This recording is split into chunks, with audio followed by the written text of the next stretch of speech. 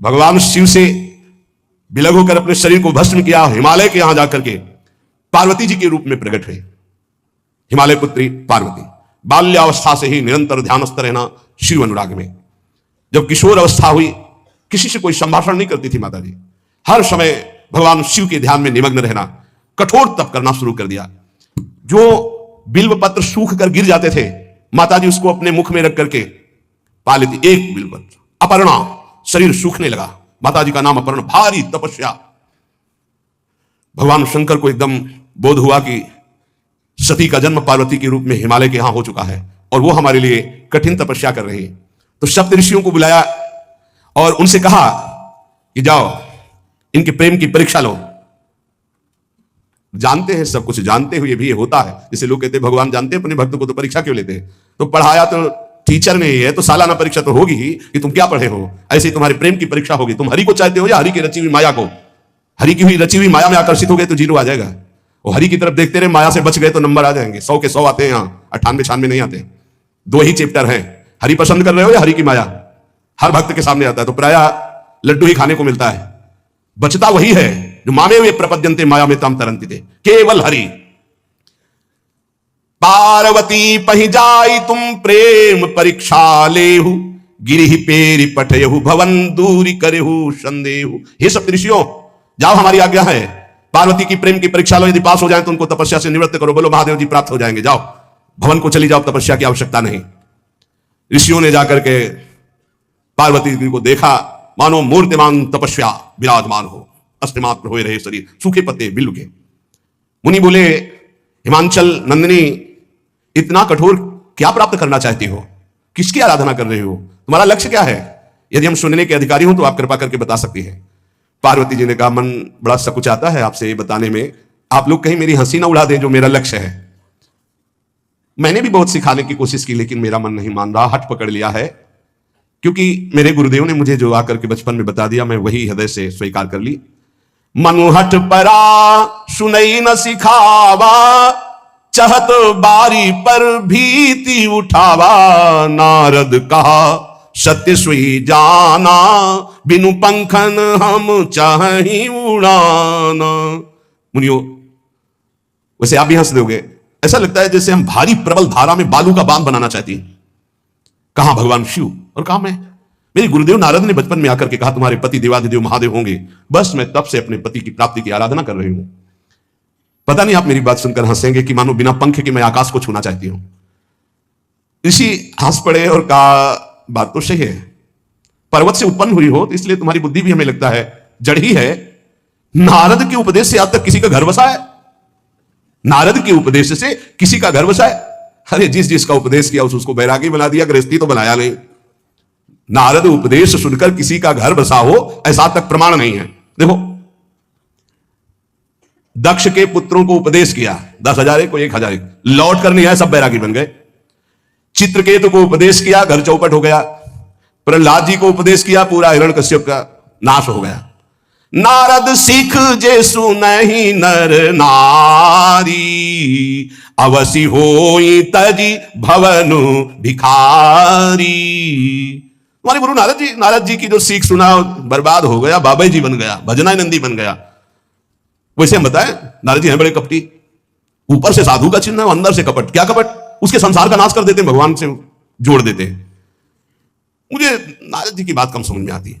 ये उल्टा बोल रहे ऋषि परीक्षा के लिए, गुरु निष्ठा हटाने के लिए, समझ रहे हो? पार्वती जी ने कहा बचपन में मेरे गुरुदेव ने बता दिया, वही में नारद जी की बात आज तक घर किसका? जो नर नारी नारद की बात सुने भवन त्याग करके भिखारी बन गया, प्रमाण है। उनके वचनों पर तुम विश्वास मान रही हो? महादेव जी को पति निर्गुण नीलाज कुबेश कपाली, अकुल अगेह दिगंबर ब्याली।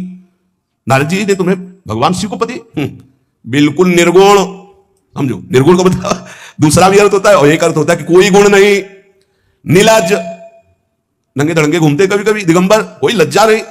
कुबेश, भाई सुंदर मुकुट लगाए हो, पोशाक पहने हो, नहीं चिता की भस्म लगाए, मुन्नों की माला पहने, बहुत बहुत बाघंबर डाल लिया, ये कुबेश है। कपाली, मनुष्य के मुन्नों की माला। अकुल, आज तक कोई पता नहीं लगा कि किस कुल के हैं महादेव जी, क्योंकि सब कुलों के मूल है, मूल का मूल वही है, उनके मूल कोई है नहीं। अगेह, एक दीवाल नहीं है, 60,000 योजन का एक बरगद का पेड़ है, उसी के नीचे रहते। 60,000 योजन, 1 योजन 4 कोस, 1 कोस 3 किलोमीटर। कितना बड़ा वटवृक्ष कैलाश में, एक वटवृक्ष जिसके नीचे रहते 60,000 योजन का। 6 ऋतुएं शोभा देती उसी वटवृक्ष के। और कोई घर तो है नहीं महादेव जी के। और आभूषण भूल मत करना, बड़े बड़े विषैले सांपों का आभूषण कोई सोना चांदी नहीं पहनते महादेव जी। हमें लगता है ऐसा दूल्हा के लिए ऐसा तप। नारद जी ने ठग लिया तुम्हें, पागल बना दिया तुम्हें। देवाधिदेव महादेव के सुनो, इन्हीं ने शिक्षा दी थी सती को। ऐसे बौरे पति मिले, आग में जाके शरीर भस्म करना पड़ा। इसलिए हम तुम्हें बता रहे हैं कि बहुत सुंदर दूल्हा हम देख के आए हैं। हम जान गए थे कि तुम तपस्या कर रही हो। हरि का नाम सुना है, वैकुंठ में रहते, बहुत सुंदर हरि है। यदि उनका आप वर्ण कर ले तो सुखी हो जाएंगे। वैकुंठ राजधानी, अब आभूषण उनके क्या कहना, पार्षद सही। ऐसे शिव जो चिता की राख लगाते हैं, सांपों की माला पहनते हैं, मुंडों की माला, सांप का जनेऊ बाघंबर, हमें तो पसंद नहीं आए। और हमारी बात मान लो, ऐसे के पास स्त्रियां टिक नहीं सकती, जिनके घर नहीं, आभूषण नहीं, धन नहीं, कोई भोग सामग्री नहीं, उदासीन, उनको किसी से मतलब नहीं। तो सुनो, हमारा विचार स्वीकार कर लो। अति सुंदर सुचि सुखद सुशीला, गावहि वेद जासु जस लीला, असबर तुम्हें मिलावब आनी। बहुत सुंदर त्रिभुवनपति, बड़े सुशील गुणवान, जिनका यश वेद गाते गाते अघाते नहीं है, कोई दोष नहीं, सद्गुणों के समुद्र, लक्ष्मीपति वैकुंठाधिपति। तुम्हें कुछ नहीं करना, हां बोलो, वो आएंगे, गरुड़ पे बैठाल के ले जाएंगे, तपस्या करने की जरूरत नहीं। पार्वती जी बहुत हंसी, सुनती भी हंसी, कहा वचन भगवान। अच्छा अच्छा अच्छा, आपने ठीक कहा कि पर्वत से हमारा प्रादुर्भाव हुआ है। इसलिए आपको यह भी पता होगा कि पर्वत बहुत हठीला होता है, जहां डटा है वहीं डटा रह सकता है। सुनो, पर्वत से सोना भी उत्पन्न होता है, जो आग में जलाने पर भी अपना तेज बढ़ाता है, घटाता नहीं। तो मेरे गुरुदेव के प्रति ऐसा बोले कि वो जिसको उपदेश करते हुए उसका घर उजड़ जाता है। तो बसो भवन उजरो नहीं डरो, पर नारद बचन न मैं परिहरऊं। अपने गुरुदेव के एक भी शब्द को मैं नहीं काट सकती, चाहे मेरा जीवन रहे या ना रहे। बसन हमारा भवन, हमारा श्रृंगार, हमारा सर्वस्व, ये मिले या ना मिले, पर हमारे महादेव जी मुझे मिले। तुम आभूषणों की, वसन भूषण की बात कर रहे हो, ग्रह की बात कर रहे हो, पद की बात कर रहे हो। गुरु के वचन प्रतीति न जेहि, सपने हूं सुगम ना सुख सिद्धि देहि। एक बात तुम्हें बता दूं सप्तऋषियों, जिसे अपने गुरुदेव के वचनों पर विश्वास नहीं, गुरुदेव का भरोसा नहीं, उसे कभी कोई सुख और सिद्धि कदा प्राप्त ही नहीं हो सकती। महादेव वो गुण भवन विष्णु सकल गुण धाम, जय कर मनोरम जाहि सन ते ही सन काम। आपने बताया कि महादेव में कोई गुण नहीं है और विष्णु समस्त सद्गुणों के धाम है, मैं मानती हूं, लेकिन मेरा मन महादेव जी से रम गया है। अब तो केवल महादेव जी, पहले मिलते हो सलाह करते तो तुम्हारी बात सुनती, अब तो गुरुदेव नारद जी ने जो उपदेश किया वही मैं करूंगी। अब मैं जन्म संभुहित हारा, को गुण दूषण करे विचारा। ये इष्ट निष्ठा होनी चाहिए। अब तो हमारा जन्म आराध्य देव के लिए, अब कौन गुण दोष का चिंतन करे। जन्म कोटि लग रगर हमारी, बरऊ शंभुनता रहूं कुमारी। करोड़ जन्म लूंगी, अगर इस जन्म में महादेव जी ने मिले तो करोड़ जन्म लूंगी, हर जन्म तब करूंगी, पर हमारे प्रीतम होंगे महादेव, पति होंगे महादेव। तजऊ न नारद कर उपदेशु, आपु कहाई सत बार महेशु। 1000 बार आकर के, सैकड़ों बार आकर महादेव जी भी कहें कि अपने गुरुदेव के वचन छोड़ दो, तो मैं अपने गुरुदेव के वचनों का त्याग करने वाली नहीं। आप जा सकते हैं, बहुत जगत में कुंवारी कन्याएं और कुंवारे वर हैं, उनका ब्याह करा दीजिए। मेरी तो केवल एक ही बात रहेगी, हर जन्म महादेव जी के लिए। समस्त सप्तऋषियों ने साष्टांग दंडवत की और कहा, जगदंबा आप नित्य शिव की अर्धांगिनी, भगवान शिव ने ही मुझे भेजा था आपकी परीक्षा के लिए। जाओ, भगवान शिव सब जान रहे हैं, ब्याह पक्का, अब आपको तप करने की जरूरत नहीं है। तुम माया भगवान शिव, सकल जगत पितुमात, नाई चरण सिर मुनि चले, पुनि पुनि हर्षत गात। प्रणाम करके सप्तऋषि गए, हिमांचल से कहा सादर अपनी कन्या को लिवा लाओ और ब्याह की तैयारियां शुरू करो। महादेव जी ब्याह के लिए पहले से ही राजी हैं और समस्त देवता ब्रह्मा जी आदि उनके पास जा रहे हैं प्रार्थना करने के लिए। इधर जब पार्वती जी को लेकर हिमालय अपने घर पे आते हैं, तब भगवान विष्णु, समस्त देवता, ब्रह्मा जी कैलाश पहुंचे, जहां भगवान शिव विराजमान थे। सबने स्तवन किया और कहा, प्रभु बहुत दिन से एक लालसा है, सकल सुरन के हृदय शंकर परम उछाहु, निज नैनन देखा चाहि नाथ तुम्हार विवाह। भगवान विष्णु, ब्रह्मा जी, समस्त देवताओं ने कहा, प्रभु हम सबके मन में एक उत्साह है, आप दूल्हा हो, हम सब बराती हो, आपका विवाह देखना चाहते हैं। प्रभु ये उत्सव देख ले तो हमारा जीवन सार्थक हो गया, आप हां बोलो। कामदेव के मद को चूर करने वाले आपको दूल्हा रूप में देखना चाहते हैं हम सब। स्वामी का स्वभाव होता है सेवक को सुख देना। पार्वती जी ने अपार तप किया है आपके लिए, आप उनको अंगीकार कीजिए। भगवान विष्णु ब्रह्मा जी की प्रार्थना सुन करके भगवान शिव जी ने कहा, तथास्तु, ठीक है ब्याह पक्का। देवताओं ने नगाड़े बजाए, फूलों की वर्षा होने लगी, देवाधिदेव महादेव की जय के नारे कैलाश में गूंजने लगे। सप्तऋषि भगवान शिव के पास आए, कहा, प्रभु बड़ी अनन्य है पार्वती जी आपकी, अखंड प्रेम है, हमने बड़ा छल करके उपदेश किया, लेकिन उन्होंने कहा कि मैं नारद जी का उपदेश नहीं त्याग सकती, करोड़ों जन्म लूंगी और हर जन्म महादेव जी के लिए। भगवान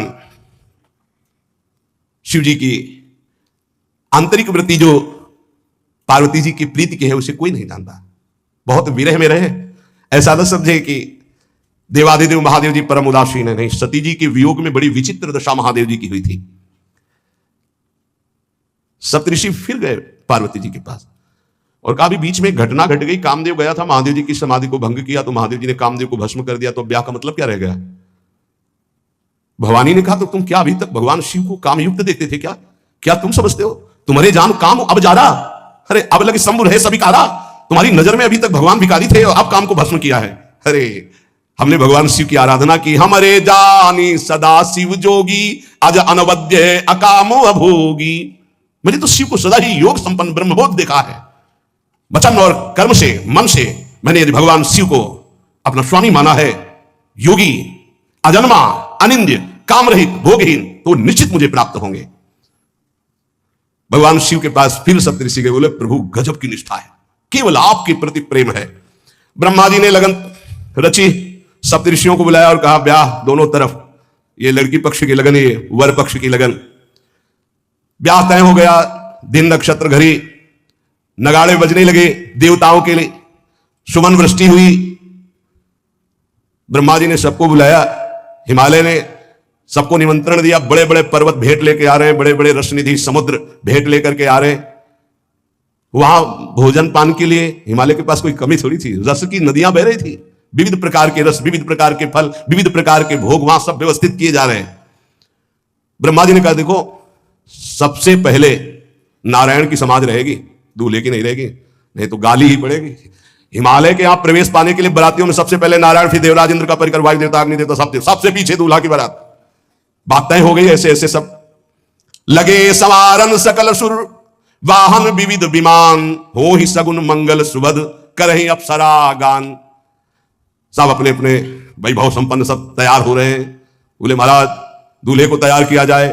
शिव ही शंभुगन करहि सिंगारा, जटा मुकुट अहि मोर संवारा, कुंडल कंकन पहिरे ब्याला, तन विभूति पट के हरि छाला, शशि ललाट सुंदर सिर गंगा, नयन तीन उपवीत भुजंगा, गरल कंठ उर नर सिर माला, अशिव वेश शिव धाम कृपाला, कर त्रिशूल अरु डमरु विराजा, चले बसा चढ़ी बाजहि बाजा, देखी शिवहि सुरत्रिय मुस्काही, बरलायक दुल्हनी जग नाही।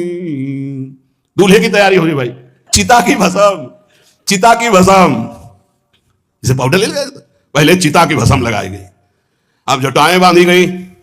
जटा से त्रिभुवन का विनाश जब करना होता, जटा खोलकर जब तांडव करते तो कोई नहीं बचता। जटाकटा संभ्रमं भ्रमण निलंप निर्झरी, विलोलवी चिवल्लरी विराजमान मूर्धनि, धगत धगत धगत जो ललाट पट्ट पावके। तीसरा नेत्र मानव विश्व का विनाश करने के लिए उसे पटबंद किए हुए विशाल जटाएं। जटा का तो मुकुट सवाल आ गया, अब जटा बंधे का ऐसे सांप, ये मुकुट सांप, और कुंडल करिया और भूरी भी थी। हाँ, सोने चांदी के लिए डंक मार दे तो बेहोश हो जाओ ऐसे। पहिरे ब्याला, बाजूबंद छोटे फण वाले है, कोई पनिहा कोई दुमहा ऐसे, और ऐसे जनेऊ वासुकी नाग, गले के माला भगवान का विभूत, ऐसा स्वरूप है। और शेर की छाल नीचे, शशि ललाट द्वितीय का चंद्रमा, शशि ललाट ये मुकुट द्वितीय का चंद्रमा, सुंदर सिर गंगा, भगवती गंगा फवारे ले उठते जटा के बीच से गंगा जी, नयन 3, माथे गला बंद है 2 खुले हैं, उपवीत भुजंगा जनेऊ वासुकी नाग, गरल कंठ नीलकंठ विष यहां रोके हुए, और मुंडों की माला, हाथ में त्रिशूल, डमरू बंधा हुआ, नंदकेश्वर पे सवार। बोले ऐसे दूल्हा के लिए दुल्हन तो त्रिभुवन में नहीं मिलेगी, ऐसा दूल्हा दुल्हन का मिलेगी। अच्छा, दूल्हा सज गया, ब्रह्मा जी ने देखा, बोले महाराज आगे आपकी सवारी। नारायण भगवान उनके चतुर्भुज पार्षद, शोभा सुगंध सौरभ, आगे गरुड़ पे सवार, पीछे हंस पे सवार, ब्रह्मा जी अपना परिकर, देवराज इंद्र, भगवान विष्णु जी दूल्हे की तरफ देखे, बोले महाराज विष्णु कहा अस बिहसी तब बोल सकल दिशराज, बिलग बिलग होई चलो सब निज निज सहित समाज। कोई भी दूल्हे के पास मत फटको, पीछे रहने तो सब अलग अलग समाज चलो, नहीं पानी नहीं मिलेगा हिमालय के अगर आगे ये हुई तो। अब तो वर अनुहारी बरात न भाई, हंसी कर हो पर पुरजाई। नारायण ने कहा कि दूल्हा के अनुरूप ही हम सब बराती नहीं भैया, दूल्हा सबसे पीछे, सब बराती क्रम से पहले हम, फिर ब्रह्मा जी, फिर देवराज इंद्र, ऐसे सब। भगवान शिव ने कहा तुम अपने पार्षद सब लिए हो, तो हम बुलाते हैं। श्रृंगी निकाली, जे ही बजाया तो भगवान शिव के पार्षद आ गए। शिव अनुशासन सुनि सब आए, प्रभु पद जलद शीस तिल, जय हो महाराज की आज्ञा करो। अरे बोले विवाह है हमारा बहुत दिलों से आओ। भुजप्पा जैसे देखो ना, अगिया बैताल। हाँ अब कैसे शिव के बराती है, जरा ये आगे पार्टी तो निकल गई बंदनी। ये जो भगवान शिव ने बुलाया बरातियों को, अपने साथियों को, को मुखहीन विपुल मुख काहू, बिनु पद कर को बहुपद बाहू, विपुल नयन को नयन विहीना, रिष्ट पुष्ट को अति तन खीना। किसी के एक को मुख नहीं, केवल मांसई का पिंड है, और किसी के पूरे शरीर में मुख है।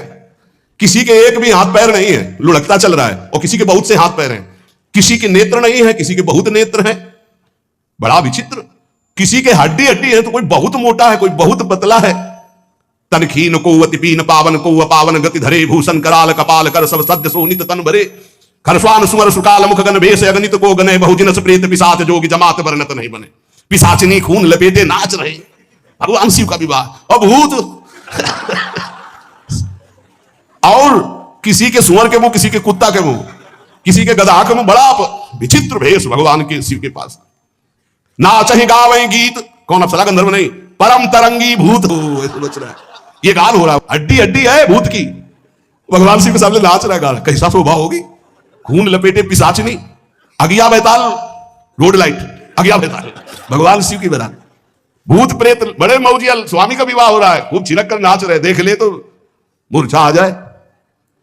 अब बनी है बारात, तो जस दूल्हा तस बनी बराता। बाजा कौन बाज रहे हैं?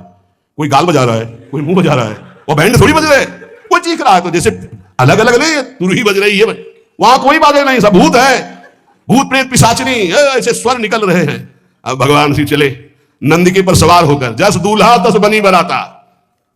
हिमालय बड़े उत्सव में है, देवाधिदेव महादेव जी की महिमा हिमालय की पत्नी से नारद जी ने सब सुना रखी है। अब तो जितने भी सुंदर सुंदर सब पदार्थ, सब व्यवस्थाएं, सब किए, हाथ जोड़े खड़े हैं।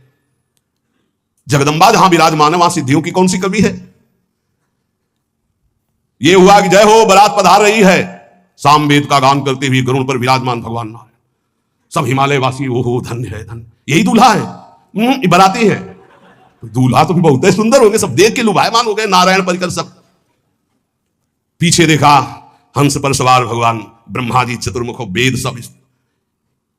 दूल्हा पीछे, गांव के नगर के लोग है ना, ये दूल्हा नहीं, सयाने लोग कहते हैं दूल्हा, दूल्हा तो ये तो ब्रह्मा जी है। देवराज इंद्र, ये दूल्हा नहीं, नहीं नहीं, ये दूल्हा नहीं, ये दूल्हे की बाराती है। वो गजब, इतने सुंदर दूल्हे के बाराती, तो दूल्हा तो फिर बहुत हृदय में आनंद है, उत्साह है। नगर की बालक बालिकाओं नौबधुओं को ऐसे देख रहे, दूल्हा कौन है ऊपर से चले। जब सब निकल गए तो बहुत हृदय में आनंद था कि अब दूल्हा के दर्शन होंगे।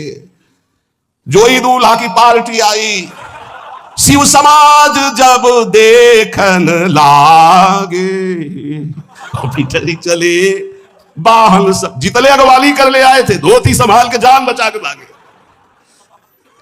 जो बड़े बूढ़े थे, जो महिमा सुने थे, वो धरी धीरज ताहां रहे सयाने, बड़ी हिम्मत करके रुके कि शिव है।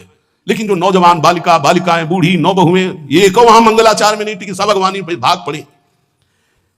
धीरज धर करके बालक घर में पहुंचते, जवान पहुंचते, बहुएं, क्या बात है, तुम लोग भयभीत क्यों हो गए, कोई घटना घटी क्या ब्याह में। कहीं काह कही जाई न बाता, ये जमकर धार की धो बरियाता। बरात है, यमराज की पूरी सेना आ गई है। भैया दूल्हा देखा कैसा, बोले बरु बौराह बस असवारा, ब्याल कपाल विभूषण छारा। देखा है दूल्हा, बरु बौराह बावरा है। क्यों? बैल पे सवार है, सांप की माला पहले, भस्म चिता की लगाए, मुंडों की माला। अरे पूछो मत, ऐसा दूल्हा। दूल्हे के सरितन छार ब्याल कपाल भूषण नगन जटिल भयंकरा, संभूत प्रेत पिशाच जोगिल विकट मुख रजनी चरा। जी के लौट के बता रहे, भाग्य मनाओ जो जियत रहा है बरात देखत, पुण्य बढ़ते ही कर सही। जिंदा लौट आए बड़े पुण्य समझो, जो बरात देख ले जिंदा रह जाए, बड़े भाग्य तिनके। देखी सो उमा विवाह घर घर बात सब लड़कन, सबने कहा कि अगर दूल्हा को बराती को देख के जिंदा रह जाए तो विवाह देख पावेगा, मतलब जिंदा नहीं रहेगा। जो बड़े बुजुर्ग थे वो समझा रहे हैं, देखो भगवान शिव हैं, उनकी समाज है। सबको वास दिलाया गया। अब आरती करने के लिए, सुमंगल गाने के लिए नवीन स्त्रियां पार्वती जी की माता के साथ आ रही हैं। मैना सोने की थाल है, बड़ा आनंद है दूल्हा का प्रथम दर्शन। और आरती लेके जे भी देखा दूल्हा को, यही दूल्हा है। हां, भारी रोष पैदा हुआ कि नारद जी ने बर्बाद कर दिया हमारा घर, हमारी बिटिया सूखे पत्ते खा के इसके लिए भजन कर दिए। मैना जी ने पीछे मुड़ के देखा, एक भी नहीं स्त्री थी, अकेले थाली लिए खड़ी थी। लौट के आई, उन्होंने कहा कि सब भाग्य पड़ी, बोले प्राण बचाए, ऐसे ऐसे करिया फुसकार रहे थे। कोई थाली पटक दी, आरती की गई, पार्वती जी को गोद में बैठाला और रोने लगे। बिटिया ऐसे के लिए भजन किए हो, ऐसे के लिए तपस्या किए हो। आंसू भर के कहा कि विधाता की बुद्धि मारी गई, जिसने तुम्हारी जैसी सुंदर कन्या, वो ऐसा बावरा दूल्हा, ये संयोग रचा है, बुद्धि खराब हो गई ब्रह्मा की। कसकीन बरु बौराह विदिजई, तुम्हें सुंदरता, त्रिपुर सुंदरी भगवती पार्वती जी। अरे जो फल लगना चाहिए कल्पतरु में, वो बमूर में लग रहा है। ये आज वही दिल उत्सव, ब्याह का उत्सव भगवान सिंह।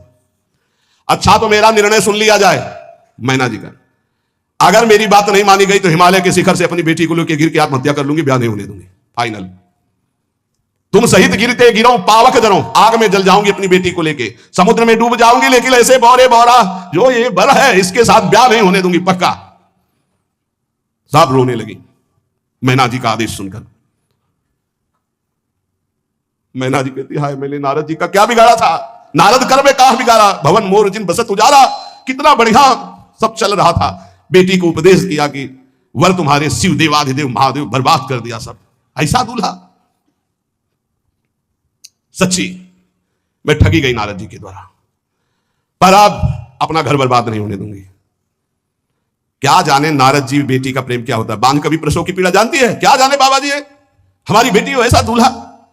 जब देखा कि मां बहुत गुरुदेव को उल्टा सीधा बोल रही है, तो उन्होंने कहा, माता विचार पूर्वक, जननी ही विकल विलो की भवानी, बोली युद्ध विवेक मृदुबानी। मां विचार पूर्वक, तुम क्यों ऐसा आलाप कर रही हो, अगर मेरे भाग्य में ऐसा पति लिखा है तो तुम टाल नहीं सकती। कर्म लिखा जो बाउर ना हो, तो कत दोष लगाई काहू, तुम सन मिटे की विधि के अंका, व्यर्थ ले हो जनि मातु कलंका। मां मेरे भाग्य में ऐसा ही लिखा है, आप व्यर्थ में क्यों रो रही।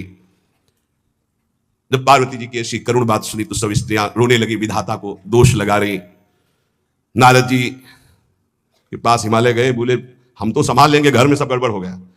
अरे इनको समझाते कि ठीक से आते, कैसे आए हैं ये, जैसे विनाश कर ले आए हो। अरे ब्याह कर ले आए, घर में सब बिगड़ गया, मैना बिखर गई, ब्याह बंद, अब नहीं होगा, संभालो जाके।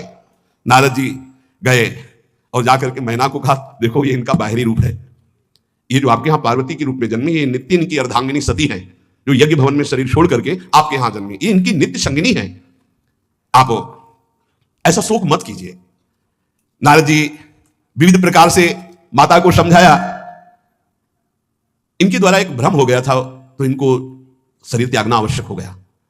जब भगवान श्री राम सिया जी के लिए हे खग हे मृग हे मधुकर श्रेणी तुम देखी सीता मृग ने ऐसा पुकार रहे, तो भगवान शिव ने प्रणाम किया और सती जी के मन में संशय हुआ। सती जी ने सीता वेश धारण किया। जब भगवान शिव ने जाना तो उसी समय त्याग कर दिया था कि अर्धांगिनी रूप में अब कभी स्वीकार नहीं करो, क्योंकि पूज्य माता का रूप आपने धारण किया। तो मूल बात यह थी, इसीलिए योगाग्नि में जाकर शरीर को भस्म कर दिया और आपके यहाँ पार्वती जी के रूप में जन्मी है।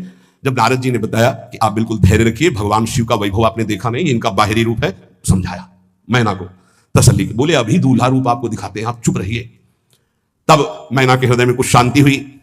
जितने गांव के नगर के सब लोग थे सबको सूचना पहुंची, डरो मत, भगवान शिव है, ये लीला कर रहे हैं। अभी नारद जी गए और बोले विवाह करना है कि नहीं करना, शंकर जी से कहा। बोले वाह इसीलिए, बोले ये सब बंद करो आप, ये रूप से विवाह होता है, वह हमारी सारी जो बिचौलिया में पिट रहे हैं, उधर जाओ तो उधर, ये रूप हटाओ।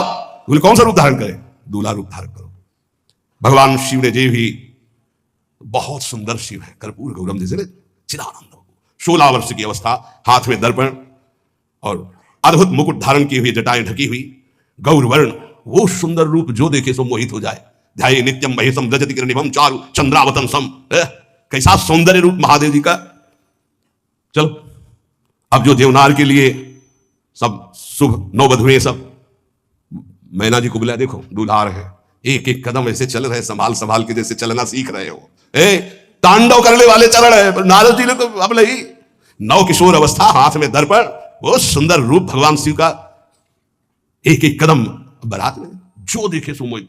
मैना ने कहा हो अहो भाग्य, ऐसे दूल्हा। बोले वही हैं जो नंदी पे सवार थे, इनके स्वरूप को जानना बड़ा कठिन है। अब जो सुंदर जीवनार भी बरातियों के साथ भगवान शंकर की बड़े मधुर गीत गाए जा रहे हैं। मुनियों ने फिर हिमवान को लगन पत्रिका सुनाई। विवाह का ठीक समय देख करके समस्त देवता और वेद स्वयं मूर्तिमान होकर वेद उच्चारण कर रहे हैं। भगवान शिव का पाणी ग्रहण संस्कार हो रहा है। पार्वती जी जब श्रृंगार करके सभा में आई ब्याह मंडप पे, तो कोई ऐसा नहीं था जो देखकर मोहित ना हो गया हो। त्रिपुर सुंदरी अंबा है, लेकिन सबने उनके श्री चरणों में सर झुकाया, क्योंकि जगदात्मा महेश्वरारी जगदंबिका जानी भव भामा सुरन मनन मन कीन प्रणाम। ऐसा सुंदर रूप अंबा जी का त्रिपुर सुंदरी है। जब वो दुल्हन रूप में पधारी, कोई भी ऐसा नहीं था जो एक बार देखकर मोहित न हो, पर सब श्री चरणों में, क्योंकि जगदंबिका है, भगवान शिव की आद्या शक्ति है। सुंदरता मर्याद भवानी चाय न कोटि बदन बखानी। करोड़ों मुखों से यदि वर्णन हो तो इस समय जो पार्वती जी का सुंदर रूप है, नव किशोरी और दुल्हन रूप, पार्श्व में बैठे अत्यंत सुकुमार, कपूर और चांदी की तरह गौरवर्ण, एकदम तेजोमय, विशाल नेत्र, स्वर्ण आदि के आभूषण, कहीं कोई एक बिच्छू सब कुछ नहीं, बिल्कुल नव किशोर राजकुमार स्वरूप भगवान शिव पार्वती का मन रूपी भौरा शिव जी के रूप को देखकर लुभायमान हो रहा है। आज्ञा वही, ब्याह प्रारंभ हो। आश्चर्य की बात, गणेश जी का पूजन सबसे शुरू हुआ। लो मुनि अनुशासन गणपति पूजे शंभु भवानी गणानान्त्वा गणपति गंघवामहे प्रियानान्त्वा ले। बोले गणेश जी पार्वती जी के मतलब पुत्र का भाव था कि वो जो उट्टन लगा रही थी उसी से ये आदि गणेश है, ये आदि गणेश है। जैसे आदि ब्रह्म स्वरूप ये गणेश है। भगवान शिव और पार्वती जी ने प्रथम गणपति पूजन किया। मुनि अनुशासन गणपति पूजे शंभु भवानी। को सुनी संशय करे जानी, ये अनादि जी जान, कोई संशय मत करना कि ये वो पुत्र है जो पार्वती जी से प्रकट हुए। बोले नहीं, ये अनादि गणपति का पूजन हो रहा है जो ब्रह्म गणपति है। जस विवाह कह विधि श्रुति गाई महामुनि सो सब करवाई। गही गिरीश कुछ कन्या पानी भवई समर्पी जानी भवानी। पाणी ग्रहण संस्कार किया, कन्यादान। ये बहुत बड़ा गृहस्थ धर्म में परम पावन है। देखो जो हमारी पूर्व धर्म मर्यादा की संस्कृति कितनी पावन संस्कृति है, जिसको आज हम भूलते चले जा रहे हैं, मनमानी आचरण करते चले जा रहे हैं। इसलिए गृहस्थ भी सुख में नहीं रह गया है। गृहस्थ अगर धर्म के अनुसार हो तो उसको परम पद की प्राप्ति होती, परम मंगल होता है। बहुत ये जो हमारी धर्म मर्यादा है बहुत सुख देने वाली है, लेकिन इसका प्रतिदिन उल्लंघन ही होता जा रहा है। न माता से मतलब, न पिता से मतलब, मनमानी आचरणों से मतलब, जो मन जैसे आवे वैसे बहे, ये हमारी धर्म मर्यादा। देखो स्वयं भगवान कैसी मर्यादा है, पानी ग्रहण कर रहे हैं, कुछ जल मंत्र, ब्रह्म ऋषि साक्षी, फिर पानी ग्रहण। पानी ग्रहण जब कीन महेशा, ये हर से तब सकल सुरेशा। वेद मंत्र मुनिबर उच्चरही, जय जय जय शंकर सुर करही। बाजही बाजन विविध विधाना, सुमन वृष्टि नभ भय विधि नाना। जिस समय पाणी ग्रहण भगवान देवादिदेव महादेव रंबा पार्वती का हुआ, समस्त देवता मुनिगण वेद मंत्र उच्चारण करते हुए जय हो जय हो जय हो, विविध बाजे बज रहे, पुष्पों की वर्षा हो रही। हर गिरिजा कर भयउ विबाहु, सकल भुवन भरी रहा उछाहु। भगवान शिव और पार्वती जी का विवाह संपन्न हुआ। बहुत कुछ श्री चरणों में भेंट रख करके हिमांचल ने प्रार्थना की, प्रभु आप तो कृपा के समुद्र हैं, अगर मेरी पुत्री से कभी कोई गलती हो जाए तो क्षमा करना। नाथ उमामम प्रांशम ग्रह किंकरी करेहु, क्षमेउ सकल अपराध हुई प्रसन्न वरुदेव। हे शिव, आपसे एक ही प्रार्थना है, मेरी पुत्री अबोध है, कभी कोई गलती कर दे तो हे नाथ मैं क्षमा चाहता हूं, मेरी पुत्री से कभी आप रुष्ट मत होना। बहुत प्रकार से भगवान शिव ने उनको आशीष दिया, ढांढस बंधाया। फिर भगवान शिव और उमा आनंद पूर्वक कैलाश पधारे। चरित सिंधु गिरजा रमन, वेद न पावहि पारु। बरने तुलसीदास किमि अतिमति मंद गंवार। कह रहे भगवान शिव की महिमा को तो वेद नहीं पार पा सकते। गोस्वामी तुलसीदास जी कह रहे मैं भला उस महिमा को कैसे गा सकता हूं, मैं तो गवार बुद्धि का हूं। भगवान शिव और माता पार्वती जी आज भी अब भी कैलाश में विराजमान है। हर गिरजा विहार नित नयऊ, यही विधि विपुल काल चली गई हो। भगवान शिव और पार्वती का जो मंगल में विवाह सुनेगा, भगवान के चरणों में प्रीति, समस्त पापों का नाश होकर हृदय की निर्मलता, हरिहर में प्रीति निश्चित प्राप्त होती है। क्योंकि परम वैष्णवाचार परम बोध संपन्न जगत गुरु भगवान शिव की लीला हृदय के अहंकार को मिटाती है। ये अहंकार के अधिष्ठात्र देवता है भगवान शिव, और जब तक अहंकार रहता है तो हरि के चरणों में या प्रियाजू के चरणों में प्रीति नहीं होती। सुनहु राम कर सहज स्वभाव, जन अभिमान न राखे काहू। तो भगवान शिव जिस पर कृपा करते तो अहंकार का अपहरण कर लेते और दैन्य भरी भक्ति हरि के चरणों में हो जाती है। इसीलिए भगवान श्री राम अपनी अयोध्या वासियों से हाथ जोड़कर कहा, और एक गुप्त मत सबई कहां कर जोरी, शंकर भजन बिना नर भगति न पावे मोरी। भगवान शिव और पार्वती का ब्याह संपन्न, आज भी कैलाश में नित्य विहार करते हुए विराजमान है। ऐसे उनके चरणों को प्रणाम करके अपने आराध्य देव के चरणों में प्रीति मांगते हैं। नमः पार्वती पतये हर हर हर महादेव। जय जय श्री राधे।